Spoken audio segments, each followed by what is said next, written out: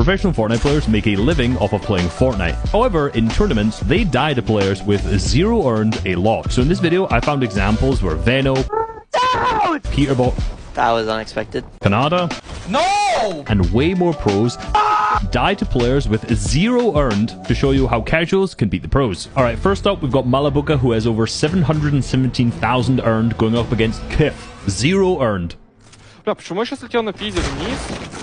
Вот зафайдил, прыгнул, забег был, но мне Now, fun enough, this fight starts off with Malabuka pickaxe swinging, and then Kif also ends up doing the same thing, but Malabuka then tries to shoot him. Once inside the building, Malabuka tries to go for an angle shot, but completely misses, and ends up getting stuck under his own ramp. And this is just proof that you don't have to do anything super mechanical. Kif just walks in on a left-hand peak, pumps him for 90, places the wall in between, and hits a really nice right window. Then all he does is pump replace the ramp, swing behind the edit, and then elims Malabuka. In the very next game, he fought Teklin, another 0 earned player.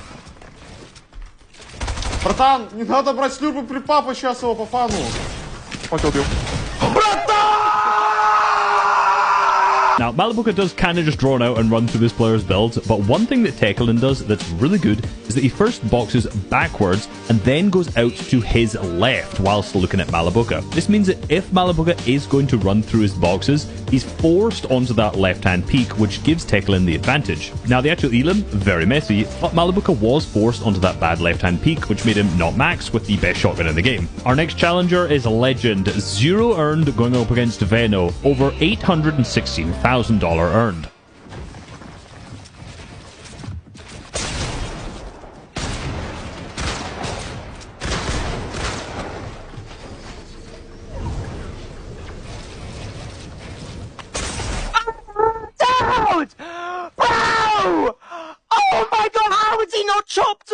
Now, I'll be honest, there's not a huge amount to learn from this clip like there is from a lot of the other ones. I just really wanted to include it because I thought it was hilarious. But Legend fizz crash pads up onto height. From there, he does create 2 boxes, and despite the fact that Veno accidentally hurdles over this wall, you can see from Legend's POV that he's actually just been scouting this whole time and sees that Veno is going for a chop play here. So even if he didn't accidentally mantle here, I think because he was scouting, he probably still would have killed Veno anyway. Alright, we're increasing the earnings a little bit and going up to $950 for Preston, going up against Canada. 287k.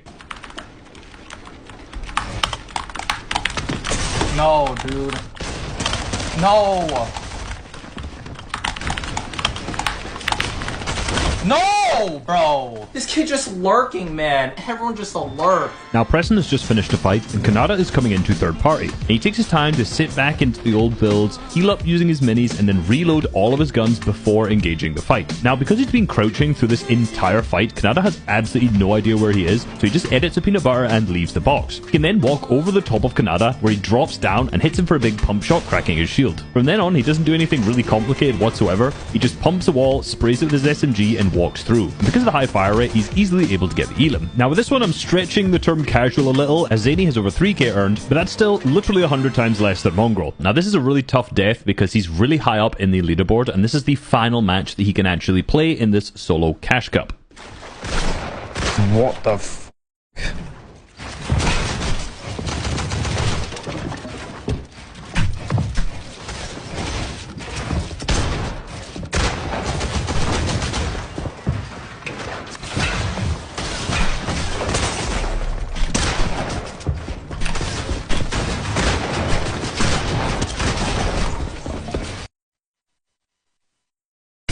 He opens the fight by sneaking and hitting an 89 damage shot, and then his first reaction is to place a ramp and sprint jump. This is because most players will create 2 boxes backwards, exactly as Mongrel does here, so by sprint jumping and flying over the boxes, A, he's claimed height from Mongrel, but B, he's also able to go onto the sidewall and pressure the freshly built box, which only has a single edit on. He does a really good job of staying elevated and continually pressuring Mongrel over and over again, and the only time he slips up in this fight is here as he kind of slides onto the side of a wall, which gives Mongrel time to edit and go for a shot, but unfortunately, he misses. Zany then does this really nice sprint slide where he double pickaxes the top, which phases him straight into the box, where he's able to yet again crack Mongrel's shield with a 72 damage shot. He then hits another shot by doing a little sprint jump around the corner, which seems like a bad peek since it's the left hand, but because he's sprint jumping, he's moving so fast that he's actually still able to get peeker's advantage. From then, he does a really nice ramp phase in from behind, pumps to replace the wall that Mongrel has just edited, cones in, and Mongrel is dead. Overall, Zany's pressure here was really good good, as there's really only one opportunity Mongol had here to do some counter damage,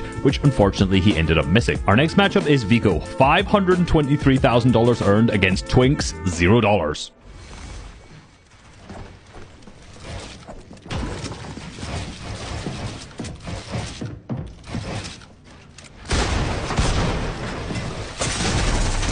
Nein, Bruder. Das ist so peinlich. Das ist so ein Cell. Now, I don't speak German, but I heard Cell in there, and unfortunately, I do agree with that. Now, what's funny is Vico actually played this really, really well. He has him full housed, full caged, full boxed. The guy's underneath the cone, and he's editing and resetting it, hoping that the other player will shoot. I think this is a really good example to look at how pros are really good at fighting other pros, because most good players would shoot and try to replace this cone with a ramp, but our opponent here has 0 earned, so sometimes these players are just hard to predict. And in this instance, Twinks is just sprinting around his box, which makes Vico miss his shot. Next up, we have Pink with over $288,000 in-game earned against Deacon, a player I can't believe has no dollars earned.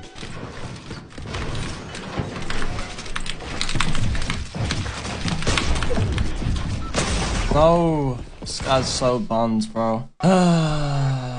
Now, this fight drags on for quite a while, but Deacon is on the defensive and his materials are starting to run low. He has a lot of space to work with, but Pink is doing a really good job aggressing his boxes. Now, since he's healing with the Flowberry Fizz, he has the low gravity effect, and he edits out his box backwards and places a floor. He then turns around to see what Pink is doing, because from here he has a really nice right-hand peek along the wall. However, he notices that the metal on top of Pink's head is actually his. He sprint jumps upwards. As he's doing this, he sees Pink edit out, so he doubles over him and wood. At this point, he has Pink boxed in 2 different areas, so with 2 double edits, he's able to open the damage shot onto Pink. However, Pink is backing up through his box, so Deacon then triple edits down onto him, winning the fight in seconds and getting called buns by Pink. This guy's so bummed, bro. Now, I couldn't possibly do this video without looking at one from Peterbot. He needs no introduction, but Check My PC has $0 earned.